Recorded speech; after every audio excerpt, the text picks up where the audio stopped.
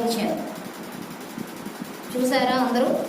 ఆదికాండం 29వ అధ్యాయము 24వ వచనం, అలాగే 29వ వచనం. మరొకసారి చదువుతున్నాను. 29వ అధ్యాయం 24వ వచనం. మరియు లాబాను తన దాసి అయిన జిల్పాను తన కుమార్తె అయిన లేయాకు దాసిగా ఇచ్చాను. 29వ వచనం. మరియు లాబాను తన దాసియకు బిల్హాను తన కుమార్తె అయిన రాహేలుకు దాసిగా ఇచ్చాను. ఇక్కడ ఇద్దరు స్త్రీలు మనకు కనిపిస్తున్నారు. వారిద్దరూ దాసీలే. ఈ జిల్ఫా అనే పేరుకు అర్థం ఏంటి అంటే బొట్లు బొట్లుగా కారుట. ఆ పేరుకు అర్థం బొట్లు బొట్లుగా కారుట. 29వ వచనంలో ఇంకొక స్త్రీని మనం చూసాం కదండి. ఆమె పేరు బిల్హా. ఈమె పేరు ఏంటంటే సిగ్గు. పేరుకు అర్థం ఏంటంటే సిగ్గు లేదా కృషించిపోవుట. సిగ్గు లేదా కృషించిపోవుట. వారి జీవితంలో వారి పేర్లకు అర్థాలు అయితే అట్లా ఉన్నాయి, కానీ దేవుడు మరి వారి జీవితాన్ని ఎట్లా మార్చాడో ఈరోజు మనం ఒక్కొక్క లక్షణంగా ధ్యానించుకుందాం. మొదటిది, ఈ ఇద్దరు బిల్హా జిల్ఫా బిల్హా వీళ్ళిద్దరూ ఎట్లా యాకోబు జీవితంలోనికి వచ్చారు? ఎట్లా వచ్చారు యాకోబు జీవితంలోనికి? దాసీలుగా ఉండి చెప్పారు, భార్యలుగా చేసుకున్నారు. యాకోబు వారిని భార్యలుగా చేసుకోలేదు, కానీ యాకోబు యొక్క సొంత భార్యలు వారిని భార్యలుగా యాకోబుకు అప్పగించారు. యాకోబు యొక్క భార్యలు ఎవరంటే లేయా, రాహేలు. ఇద్దరు భార్యలను ఎలా చేసుకున్నాడు అంటే తన మామయ్య అయిన లాబాను మొదట యాకోబు రాహేలును ఇష్టపడుతున్నాడని లాబానుకు తెలిసినా సరే పెద్ద కుమార్తెకు వివాహం అవ్వకుండా చిన్న కుమార్తె వివాహం చేయడం మా దేశ మర్యాద కాదని చెప్పి మొదట ఎవరిని లేయానిచ్చి యాకోబుకు వివాహం చేస్తాడు. తర్వాత మరి 7 సంవత్సరములు కొలువు చేసిన తర్వాత రాహేలునిచ్చి యాకోబుకు వివాహం చేస్తాడు.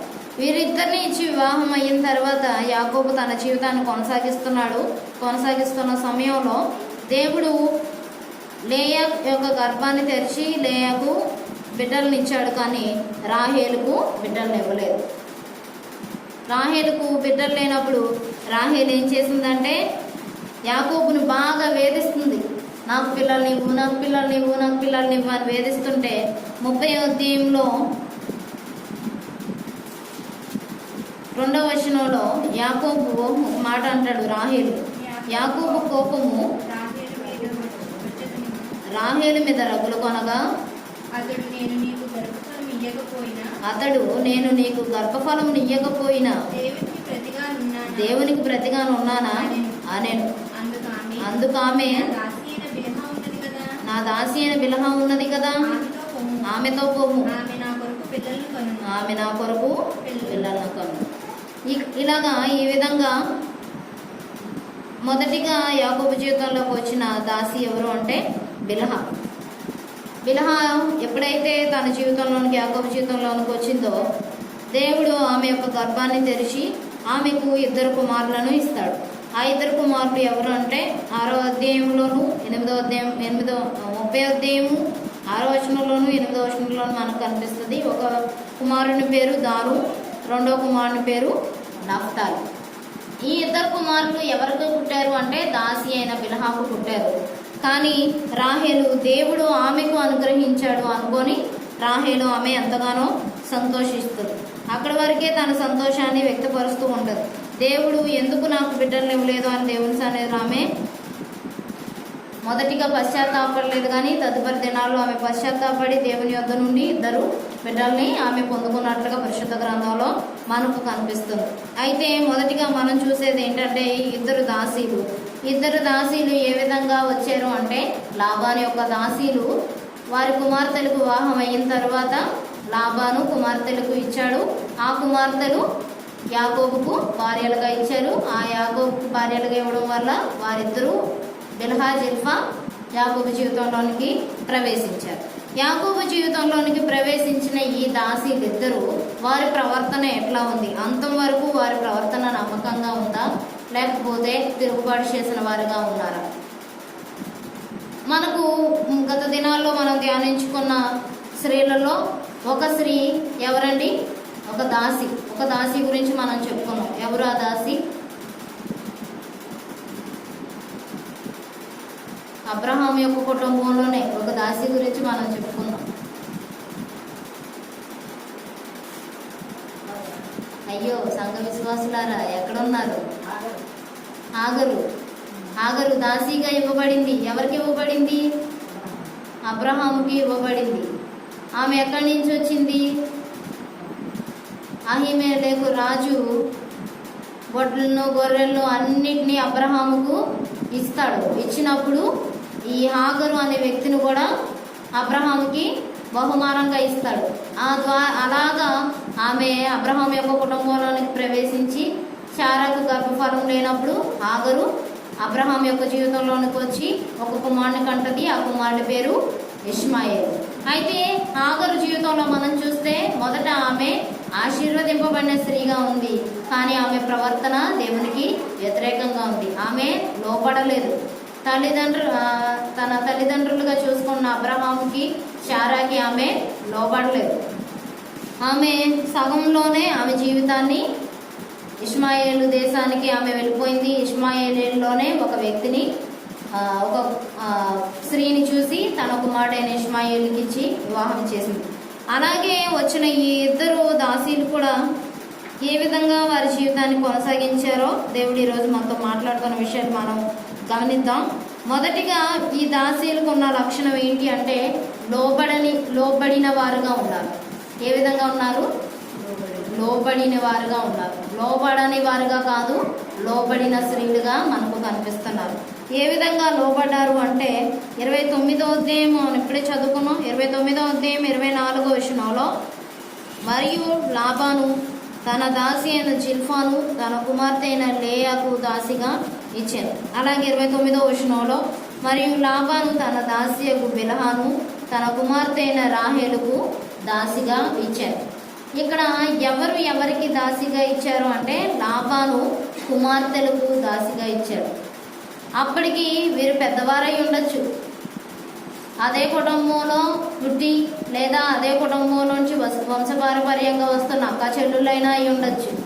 వారు ఏ విధంగా యాకోబు యొక్క కుటుంబంలోనికి వచ్చారో మనకైతే తెలియదు, కానీ వారిద్దరూ తన యజమానుడైన లాబాను ఆజ్ఞ మేరకు తన కుమార్తెలకు దాసిగా ఉండడానికి వారికి అవకాశం వచ్చింది. అవకాశం వచ్చినప్పుడు నేను ఇప్పుడు ఇన్ని సంవత్సరాలు నీకు పనిచేశాను కదా, ఇప్పుడు మళ్ళీ నీ కూతురికి కూడా పనిచేయాలా నేను అని అన్నారు. వాళ్ళు అనలేదు. వెంటనే లాబాను ఏమన్నాడు? మీరు వెళ్ళి నా కుమార్తెలకు దాసీలుగా ఉండండి అంటే వారి కుమార్తెలకు దాసీలుగా ఉండి వారితో పనిచేయడం ప్రారంభించారు. వారి పని వారు నమ్మకంగా ఉన్నట్లుగా పరిశుద్ధ గ్రంథంలో మనకు కనిపిస్తుంది. ఇక్కడ చూస్తే బిల్హా జిల్పా యొక్క వయస్సు రాయబడలేదు. లాబాను వెళ్ళమన్నాడు, వారు వెళ్ళారు. అంతవరకే మనకు తెలుస్తుంది. బాల్యం అయితే ఈ దాసీలు రాహేలును లేయాని బాల్యం నుండి చూసుండొచ్చు. ఎందుకంటే వారు లాబాను యొక్క కుటుంబంలో దాసీలుగా పనిచేస్తున్నారు కాబట్టి చిన్నతనం నుండి ఇద్దరు కుమార్తెల యొక్క ప్రవర్తన ఎట్లా ఉంది, ఇద్దరు కుమార్తెలు లేయా రాహేలు యాకోబు ఎట్లా పెంచాడు, వారిని ఎట్లా పోషించాడు అన్న విషయాలు ఈ దాసీలకి తెలిసి ఉండొచ్చు. కానీ ఇక్కడ రాయబడలేదు. కానీ వారి యొక్క జీవితం మనం చూస్తే వారు వెళ్ళి వారి యొక్క ఆత్మీయ స్థితిని బట్టో వారు తెలిసి యెహోవా దేవుడు వారికి తెలిసి భక్తి చేశారో తెలియక భక్తి చేశారో మనం ఎరగం, కానీ వారు చాలా లోబడిన వారుగా మనకు కనిపిస్తున్నారు. ఒకసారి సామెతల గ్రంథం 10వ అధ్యాయం 17వ వచనం చూడండి.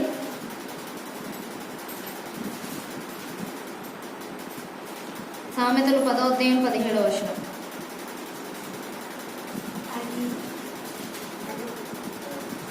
చదవండి అమ్మా. అది తెలివి లేని వాడవు 10:17 సామెతలు 10వ అధ్యాయం 17వ వచనం. ఉపదేశమును అంగీకరించువాడు జీవ మార్గములో ఉన్నాడు, గద్దింపుకు లోబడని వాడు త్రోవ తప్పు. అలాగే రోమపత్రిక 2వ అధ్యాయం 8వ వచనం చూడండి.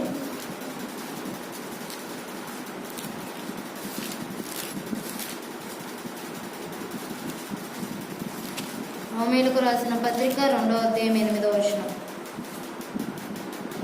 అయితే వేదములు పుట్టించి సత్యమునకు లోబడక దుర్నీతికి లోబడి వారి మీదకి దేవుని ఉగ్రతయు రౌద్రమును వచ్చును. దుష్కార్యము చేయు ప్రతి మనుషుని ఆత్మకు మొదట యూదునికి గ్రీసు దేశస్థునికి కూడా శ్రమయు వేదనయు కలుగు. ఈ 2 వచన భాగాల్లో మనం చూస్తే వీరు ఉపదేశమును అంగీకరించిన వారుగా ఉన్నారు కనుక వారు దేంట్లో ప్రవేశించారు అంటే యాకోబు పొందిన ఆశీర్వాదంలో వీళ్ళు కూడా పాలుపంపులు పొందిన వారుగా ఉన్నారు. భక్తి చేస్తున్న మనం దేవునికి లోబడితే చెప్పాలి. భక్తి చేస్తున్న మనం దేవునికి లోబడితే ఎవరి ఆశీర్వాదంలో పాలుపంపులు పొందుతాం? దేవుని ఆశీర్వాదంలో. మనం భక్తి చేస్తున్నాము, మన భక్తి అది కొంచెమైనను శ్రేష్టమైన రీతిలో మన భక్తి కొనసాగితే మన పైన అధికారులుగా ఉన్నవారు ఎవరండి? మన దైవ సేవకులు. మన పైన అధికారులుగా ఉన్న వారి భక్తి యొక్క ఆశీర్వాదంలో మనం కూడా పాలుపంపులు పొందుతాం. ఇలాగా జిల్ఫా బిల్హా వారిద్దరూ దాసీలుగానే ఉన్నారు, ఎన్నిక లేని వారుగానే ఉన్నారు. ఒక దేనికి ప్రయోజనకరమైన రీతిలో వారు లేరు. వారు ఎట్లా ఉన్నారు? రక్త సంబంధమా? యాకోబు యొక్క కుటుంబానికి కానీ లాభానికి కానీ వారు ఏమన్నా రక్త సంబంధమా? వారు ఏ విధంగా ఆ కుటుంబంలోకి వచ్చారు? ఇప్పుడు మన కుటుంబంలో మనకి ఒక 10 ఆవులు ఉన్నాయో 10 గేదెలు ఉన్నాయో అనుకోండి. మనం ఎవరినైనా ఒక వ్యక్తిని ఏమంటాం? పాలేరుని పెట్టుకుంటాం. ఆ పాలేరు మనకు నమ్మకస్తుడిగా ఉన్నాడు. మన 10 ఆవుల్లో 10 గోవుల్లో మేకలను నమ్మకంగా మేపుతున్నాడు. ఆ చిన్నతనం నుండి నమ్మకంగా ఉన్నాడు అనుకోండి. మన ఆస్తిలో బాగానే అతనికి ఇస్తామా ఇవ్వమా? ఒకనొక సమయంలో తన యొక్క నమ్మకత్వాన్ని చూసి అతనికి ఆశీర్వాదాన్ని ఇస్తామా ఇవ్వమా? ఇస్తాం. మనుషులుగా మనమే అట్లా ఆలోచిస్తే దేవుడు ఎట్లా ఆలోచిస్తాడు కదా? దేవుడు వారి యొక్క లోబడే స్థితిని చూశాడు. వారి ఆశీర్వాదం వారి కుటుంబంలోనికి యాకోబుకి, లేయాకి, రాహేలుకి వారి యొక్క కుటుంబంలోనికి వచ్చే ఆశీర్వాదంలోనికి ఈ దాసీలు కూడా పాలిభాగస్తులు అయ్యేవారుగా దేవుడు వారిని చేసిన వాడుగా ఉన్నాడు. అయితే 2వ లక్షణం ఏంటి అంటే మనం చూద్దాం. ఆదికాండం 30వ అధ్యాయము మొదటి వచనాల్లో ఒకసారి చదవండి. 30వ అధ్యాయం మొదటి వచనాలు. రాహేలు తాను యాకోబునకు పిల్లలు కనకపోవుట చూచి తన అక్కయందు అసూయపడి యాకోబుతో నాకు గర్భఫలము నిమ్ము, లేని ఎడల నేను చచ్చేదనని. చాలండి.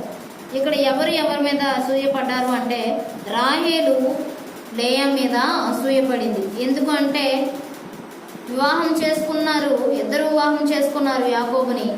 మొదటగా రాహేలు బాగా ఇష్టపడింది యాకోబుని. అయినా దేవుడు వారికి గర్భఫలాన్ని ఇవ్వలేదు. అక్క ఎప్పుడైతే పిల్లలను కంటుందో అప్పుడు ఏమైంది? రాహేలు బాగా అసూయపడుతుంది. తనకు పిల్లలు పుట్టేస్తున్నారు, అక్కకు పిల్లలు పుట్టేస్తున్నారు, నాకు పిల్లలు పుట్టట్లేదని అసూయపడుతుంది. అసూయ పుట్టి ఎవరినిచ్చింది? తన దాసి అయిన బిల్హాను యాకోబు జీవితంలోనికి ఇచ్చింది. దేవుడు వారిని ప్రేమించి ఏం చేశాడు? 2 కుమారులను ఇచ్చాడు. అయితే 2 కుమారులను ఇచ్చినందుకు ఇచ్చే సమయానికి రాహేలు ఇంకా గొడ్రాలుగానే ఉంది. తన జీవితంలో ఇంకా దేవుడి బిడ్డలను ఆమెకు అనుగ్రహించలేదు. ఒక స్త్రీని మనం చూసాం ఇంతకు ముందు, హాగరు కూడా ఆ విధంగానే శారా గర్భం తెరవకముందు దేవుడు హాగర్కి గర్భాన్ని తెరిచాడు. గర్భాన్ని తెరిచినప్పుడు ఆమెకి ఎవరు పుట్టారు? ఇష్మాయేలు పుట్టాడు. ఎప్పుడైతే హాగర్కు ఇష్మాయేలు పుట్టినప్పుడు శారా హాగర్కు ఎట్లా కనిపించింది? నీచమైనదిగా కనిపించింది, గొడ్రాలుగా కనిపించింది. ఆమె హృదయంలో తన యజమానురాలికి చిన్న చూపు చూసే పాపం తన హృదయంలోనికి చోటు చేసుకుంది.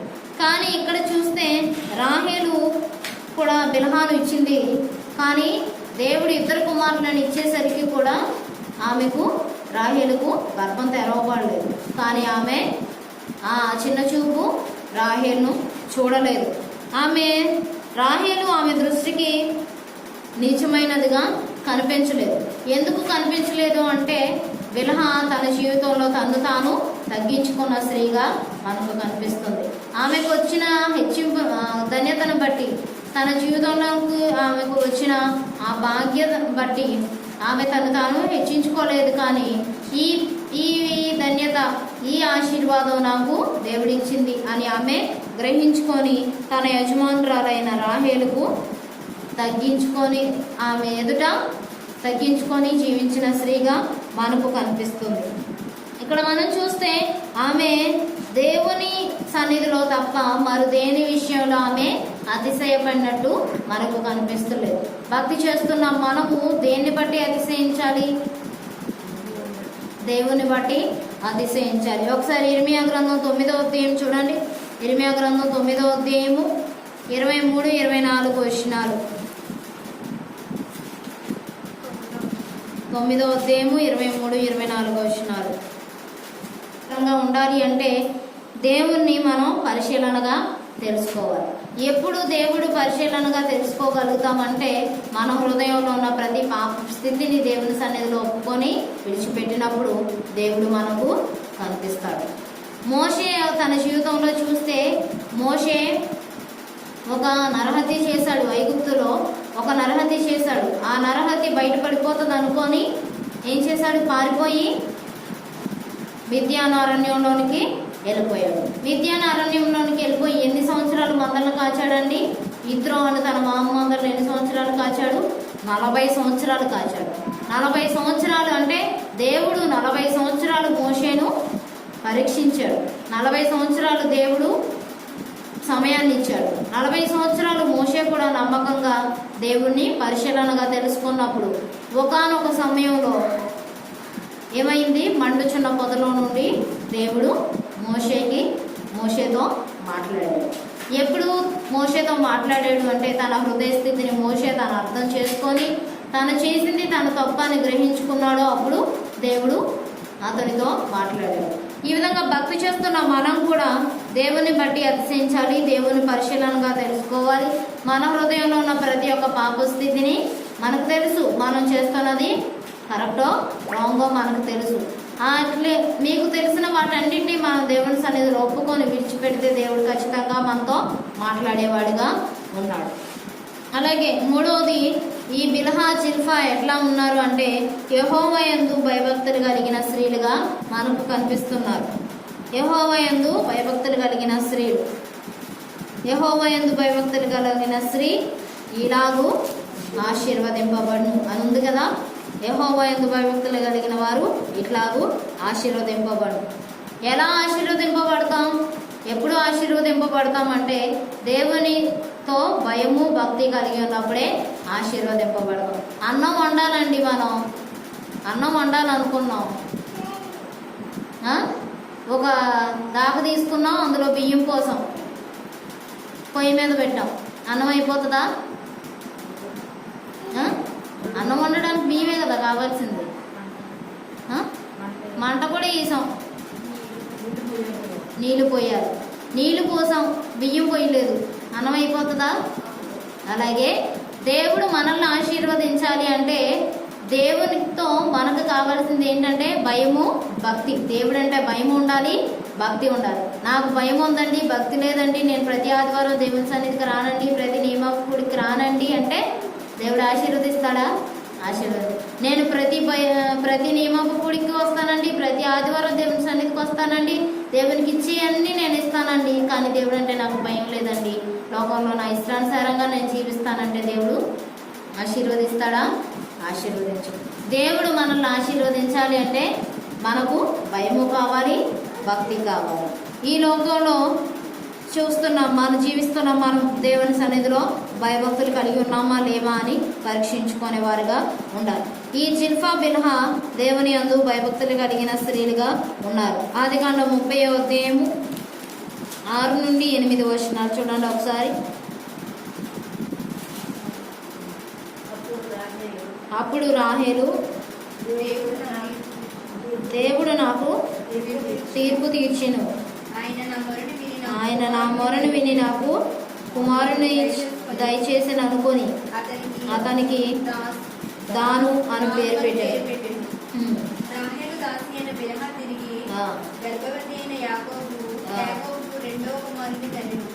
అప్పుడు రాహేలు దేవుని కృప విషయమై నా అక్కతో పోరాడి గెలుచుకోవాలనుకుని అతనికి నఫ్తాలి అని పేరు పెట్టాను. అలాగే 10 నుండి 13 వచనాలు చూడండి. లేయా తనకు కానుపు 10 వచనం. లేయా దాసి అయిన జిల్పా యాకోబునకు కుమారుని కనగా లేయా ఇది అదృష్టమే కదా అనుకొని అతనికి గాదు అని పేరు పెట్టాను.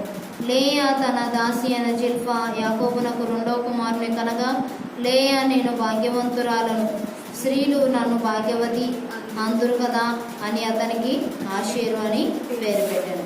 ఇక్కడ చూస్తే దేవుడు బిల్హాకు 2 కుమారులను ఇచ్చాడు, జిల్ఫాకు 2 కుమారులను ఇచ్చాడు.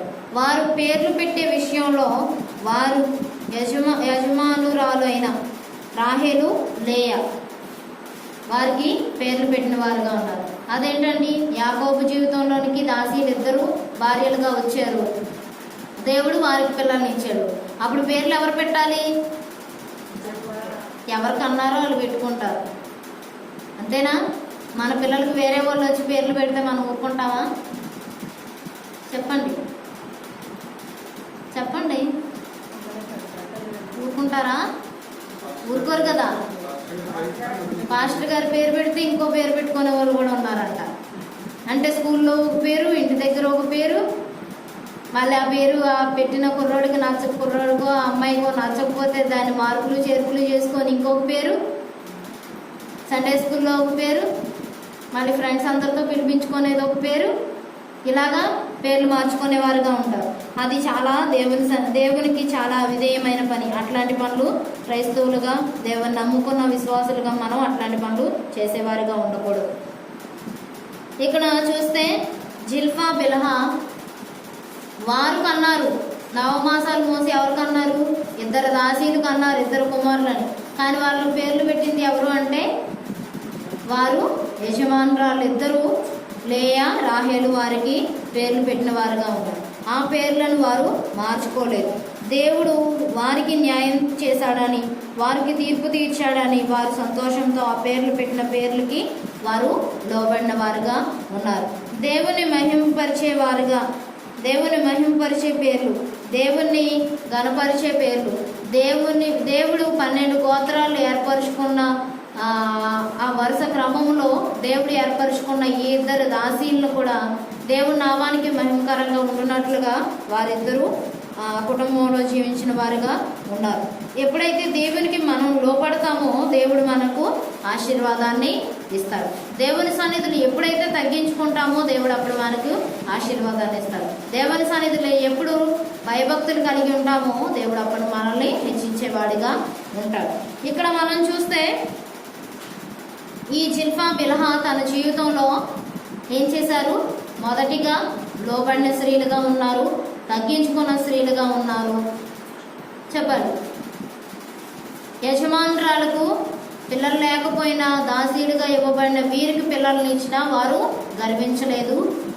వారు శ్రమపడిన ఆ యజమానురాలతో కలిసి వారు శ్రమలో అనుభవించారు, కానీ వారు పారిపోయిన వారుగా లేరు. వారికి పిరికితనంగా వారు లేరు. ఎట్లా వారు పిరికితనంగా లేరు అని మనం తెలుసుకుంటాము అంటే, మీకు రిఫరెన్స్ చెప్పట్లేదు నేను.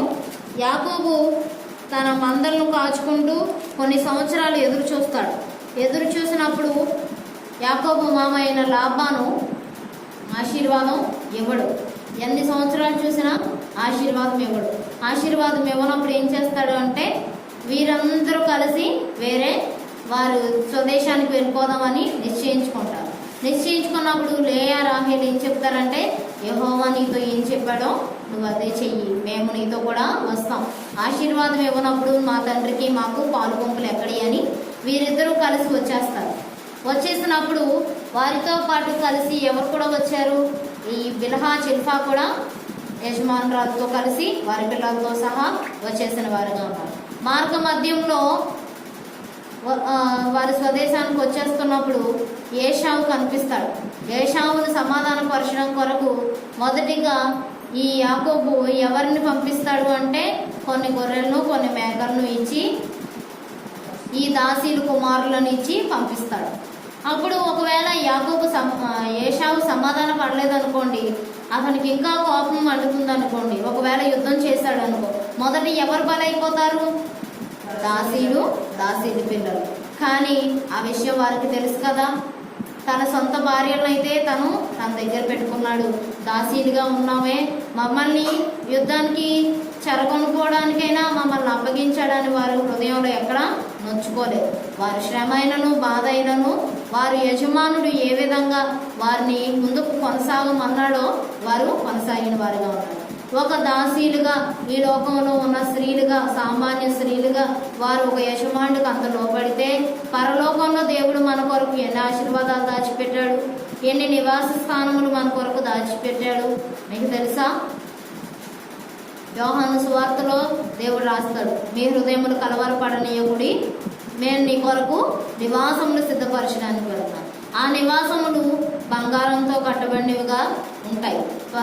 ప్రకటన గ్రంథంలో మనకు తెలియపరుస్తుంది, బంగారంతో కట్టబడినవిగా ఉంటాయి. ఇప్పుడైతే మనం మట్టి వీధుల్లో, కంకర్రాళ్ళు రోడ్లలో, తార్ రోడ్లలో నడుస్తాం. కానీ బంగారం వీధుల్లో నడిచే అవకాశం మనకి రావాలి అంటే మనం ఎంతగా దేవుని సన్నిధిలో దేవునికి లోబడవలసిన వారుగా ఉన్నాం. కాబట్టి ఎన్ని శ్రమలైనను బాధలైనను వారు దేవుడు వారిని ఏర్పరచుకున్నాడు, ప్రత్యేకపరచుకున్నాడు అనే విశ్వాసంతో వారు ఏ విధంగా ముందుకు కొనసాగారు. ఈ లోకంలో ఎంతోమంది ఉన్నారు కదా, ఈ లోకంలో ఎన్నో కోట్ల మంది ప్రజలు ఉన్నారు. కానీ అన్ని కోట్ల ప్రజల్లో నుండి కొద్ది మందిగానే మనం దేవుని సన్నిధిలోకి వచ్చి దేవుని ఆరాధిస్తున్నామంటే దేవుడు ఆయన యొక్క ప్రత్యేకమైన కృప, ఆయన కనుచూపు మన మీద లేకపోతే ఈరోజు మనం ఈ సన్నిధిలో కూర్చోగలమండి? కూర్చోలేదు. ఈరోజు ఆయన మనల్ని ఏర్పరచుకున్నాడు, ఆయన ప్రత్యేకపరచుకున్నాడు కాబట్టి మనం ఆయన సన్నిధిలో ఉన్నాం. కనుక ప్రత్యేకపరచబడిన వారంగా, ఏర్పరచబడిన వారంగా ఆయనకు మనం లోబడితే ఆయన ఇచ్చే బహుమానాలు, ఆశీర్వాదాలు మనం అనుభవించే వారుగా ఉంటాం. మన హృదయాలు దేవుని సన్నిధిలో విప్పి మన హృదయంలో ఉన్న ప్రతి ఒక్క పాపం, దేవునికి ఇష్టం లేని ప్రతి ఒక్క అవిధేయతను మనం దేవుని సన్నిధిలో ఒప్పుకొని విడిచిపెడితే మన హృదయాలు చాలా తేలికపడతాయి. నూతన పరచబడి మారు మనసు పొంది మరొకసారి మారు మనసు పొంది భక్తి చేస్తున్న మన జీవితంలో నూతనంగా బాప్తీసం పొందినప్పుడు మన హృదయం ఎట్లా ఉందో ఇన్ని సంవత్సరాలు అయిన తర్వాత అదే విధంగా ఉందంటారా? చెప్పండి. లేదు. ఎందుకు ఉండదు? ఎందుకు లేదు అంటే లోతు పాపం చేశాడా? చేయలేదు. ఏం చేశాడు? గవిని దగ్గర కూర్చొని ఆ సొదొమ గొమొర పట్టణంలో ఉన్న ప్రజలు ఏం చెప్పుకుంటున్నారా అని వింటూ ఉన్నాడు. అందుకనే కీర్తనల గ్రంథం 1వ అధ్యాయంలో, అది అందరికీ కంఠస్థ వాక్యం కదా, కీర్తనల గ్రంథం 1వ అధ్యాయం చదవండి ఒకసారి, మళ్ళొకసారి జ్ఞాపకం చేసుకుందాం. దుష్టుల ఆలోచన చొప్పున నడువక, పాపుల మార్గమున నిలవక, అపహాసకులు కూర్చుండి చోటన కూర్చుండక. చాలండి. అపహాసకులు కూర్చుండి చోటన కూర్చుండద్దు. ఎక్కడి నుంచోవద్దు? పాపుల మార్గంలో నిలవద్దు, దుష్టుల ఆలోచన చొప్పున నడవద్దు. ఇక్కడ దేవుడు మనకు 3 విషయాలు చెప్తున్నాడు. నడవద్దు, నుంచోవద్దు, కూర్చోవద్దు. ఎక్కడ నడవద్దు?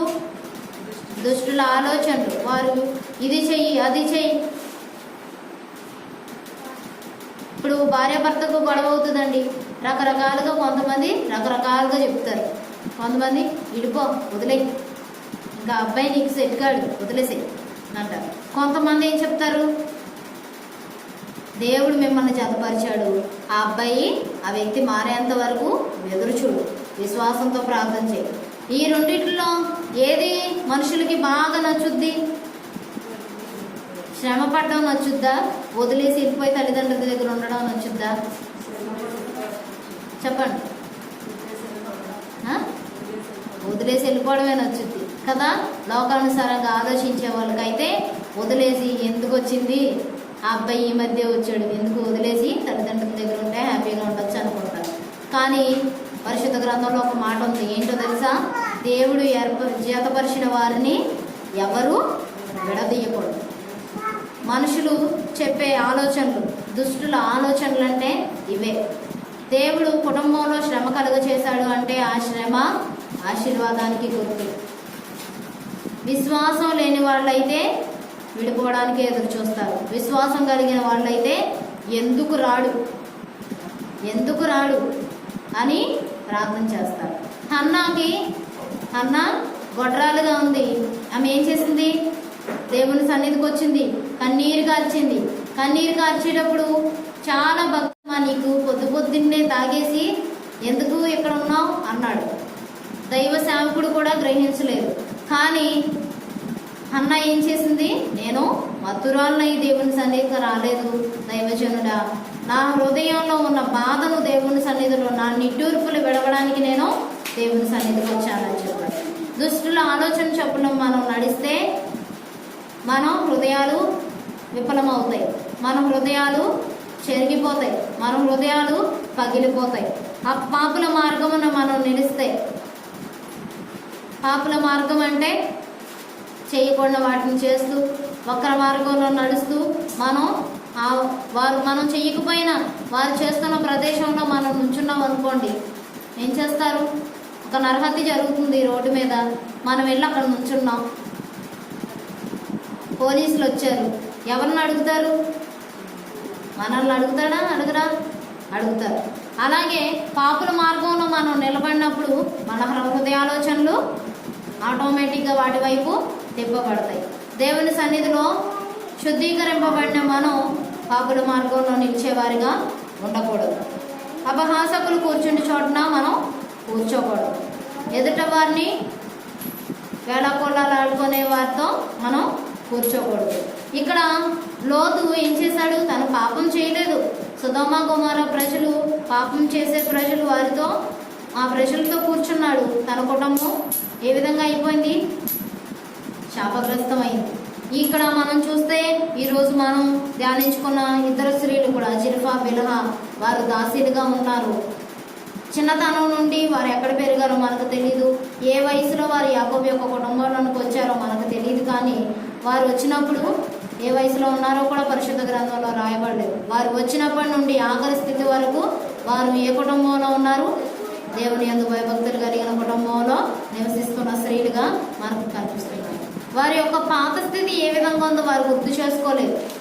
వారు ఏ కుటుంబంలో ఉన్నారో ఆ కుటుంబం యొక్క లక్షణాలను వారు అలవరుచుకున్నారు. భక్తి చేస్తున్న మనం కూడా మన పాప స్థితి ఎట్లా ఉందో మనకొద్దు.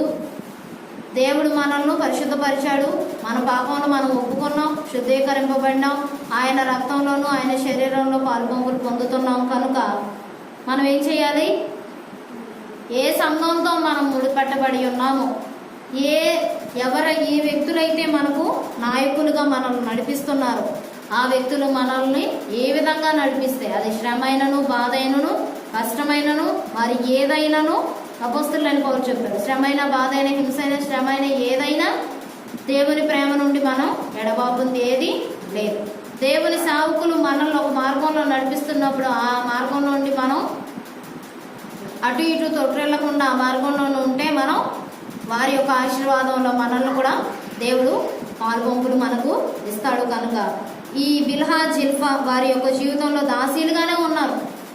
వారికి ఒక ప్రత్యేకమైన స్థానం లేదు. కానీ దేవుడు వారిని ప్రత్యేకపరిచి వారి నుండి, ఇద్దరు దాసీల నుండి 4 గోత్రకర్తలను తీసుకొని వచ్చాడు. అలాగే మనం కూడా ఎన్నిక లేని వారం, మా సంఘంలో మాకు ఏ గొప్ప పరిచర్య లేదండి, మేము వాక్యం చెప్పలేమండి, మేము పాటలు పాడలేమండి, మాకు ఏ టాలెంట్ లేదండి అనుకున్నా పర్వాలేదు. దేవుని సన్నిధిలో నువ్వు అంతకన్నా గొప్పగా ప్రార్థన చేయగలవు. నీ మొరను దేవుడు తప్పకుండా అంగీకరిస్తాడు. మన హృదయ స్థితిని దేవుని సన్నిధిలో పెట్టుకుంటే ఎవరు రారు దేవుని సన్నిధికి రా? చెప్పండి. స్త్రీలుగా మనం నుంచుంటే మన భర్తలు దేవుని సన్నిధికి రారా? మన పిల్లలు మారరా? చెప్పండి. పగిలిపోయిన మన హృదయ స్థితి దేవుని వైపు మలచబడదా? పగిలిపోయిన మన గుండెలను దేవుడు అతగడా? ఖచ్చితంగా దేవుని సన్నిధిలో మనం నిలబడి పట్టుదలతో దేవుని గోచాడి అడిగితే దేవుడు ఖచ్చితంగా మన జీవితాలను మార్పు కలిగిస్తాడు. యాకోబు తన జీవితం పగిలిపోయింది, దేనికి పనికిరాదు. అన్నను మోసం చేశాడు, తండ్రిని మోసం చేశాడు, తల్లిని మోసం చేశాడు. మోసం చేసి మోసకుడిగా మోసం చేసిన వ్యక్తిగా ఎక్కడికి వెళ్ళాడు? పారిపోయి తన మామయ్య అయిన లాభాన్ దగ్గరికి వెళ్ళాడు. ఏం చేశాడు? వెళ్తా వెళ్తా పొద్దుగూకపోతే దేవుని సన్నిధిలో వస్తూ పొద్దుగూకపోతే అక్కడ సంతానం అంతటిని తీసుకొని వస్తూ పొద్దుగూకపోతే దేవుని సన్నిధిలో ప్రార్థన చేశాడు. ఒక రాయిని నిలిపి అక్కడ ప్రార్థన చేశాడు. నువ్వు నన్ను దీవిస్తేనే కానీ నేను ఇక్కడి నుంచి కదలు. దేవుడు దీవించాడా? దీవించలేదా? దీవించాడు. దీవించడానికి ముందు దేవుడు యాకోబుని ఏం చేశాడు? కొట్టాడు. ఎక్కడ కొట్టాడు? తుంటినరం మీద కొట్టాడు. ఇక్కడ కొట్టాడు. కొట్టినప్పుడు కాలు ఈడ్చుకుంటానే అయినా సరే, నువ్వు నా తుంటినరం మీద కొట్టినా సరే, తెల్లవారే వరకు ఏం చేశాడు? రాకుల్లాడాడు, పెనుగాడాడు. దేవుడు ఖచ్చితంగా ఏం చేశాడు? ఆశీర్వదించాడు. హోషియా ప్రవక్త యాకోబు గురించి రాశాడు. ఎక్కడో ఆదికాండంలో ప్రస్తావించబడిన యాకోబు గురించి హోషియా ప్రవక్త ఏమని ప్రవచించాడంటే, యాకోబు మగసిరి గలవాడే దేవునితో పోరాడి గెలిచాడు. మగసిరి గలవాడిగా పోరాడాడు, పట్టుదలతో పోరాడాడు. దేవుని సన్నిధి నుండి ఆశీర్వాదాన్ని పొందుకున్నాడు. ఈనాటి మన కుటుంబ స్థితి, మన హృదయ స్థితి, మన పాప స్థితి అట్లాంటిది ఏదైనా సరే దేవుని సన్నిధిలో మనం ప్రాధేయపడి దేవుని సన్నిధిలో అడిగితే దేవుడు ఖచ్చితంగా మనకు జవాబునిస్తాడు. దేవుని సన్నిధిలో ఎప్పుడు ఆయన ఎదురు చూస్తున్నాడు 2 చేతులు చాచి. ఎప్పుడు ఈ నా కుమార్తె, ఈ నా కుమారుడు నా దగ్గరకు వస్తాడా? తన హృదయ స్థితిని నాకు చెప్తాడా? నా హృదయ స్థితిని నాకు చెప్తుందా? నేను జవాబు ఇద్దామా అని ఎదురు చూస్తున్నాడు. అట్లాంటి చాచిన చేతుల్లోనికి వెళ్ళడానికి ఇష్టపడితే ఈ రాత్రికాలం మందు వాక్యం విన్న మీకు ప్రేరేపింపబడిన వారు ఒకరు దేవుని సన్నిధిలో ప్రార్థన చేయండి. దేవుడి మాటలు దీవించిన వాళ్ళు ప్రార్థన చేయండి. ఒకరు దేవుని సన్నిధిలో ఒకరు ప్రార్థన